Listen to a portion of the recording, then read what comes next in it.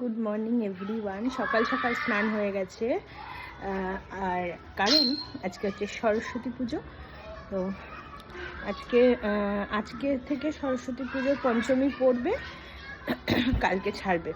তো আমাদের বাড়িতে আজকেই পুজো হবে 12:30টার পর। তোমাদের কার কার বাড়িতে কবে পুজো হবে আমাকে জানিও কমেন্ট করে।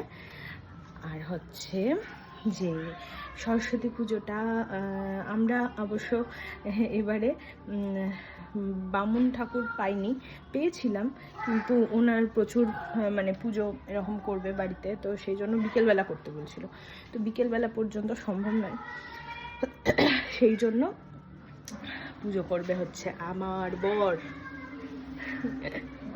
তো তোমাদের সাথে শেয়ার করব, তাহলে ভিডিওটা দেখতে থাকো। আর তোমরা কে কোথা থেকে দেখছো আমার ভিডিওটা আমাকে কমেন্ট করে জানিও, তাহলে তোমাদেরকে ধন্যবাদ জানাতে পারবো। আর আমার জানতে পেরে ভালো লাগবে যে আমার ভিডিওটা কোথায় কোথায় পৌঁছাচ্ছে।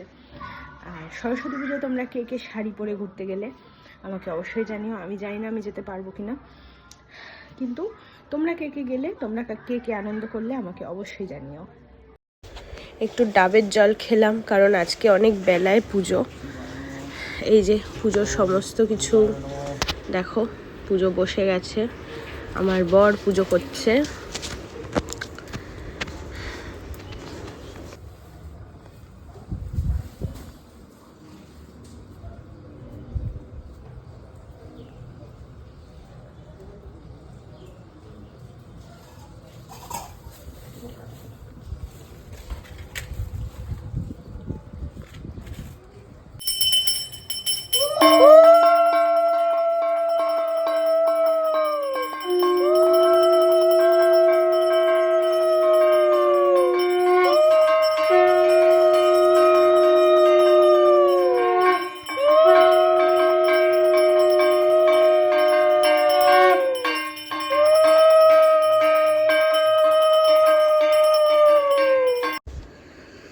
এই যে পুজো শেষ হওয়ার পর আমরা সবাই খেতে বসে পড়েছি। মা আজকে দেখো কি কি করেছে, গোবিন্দভোগ চালের খিচুড়ি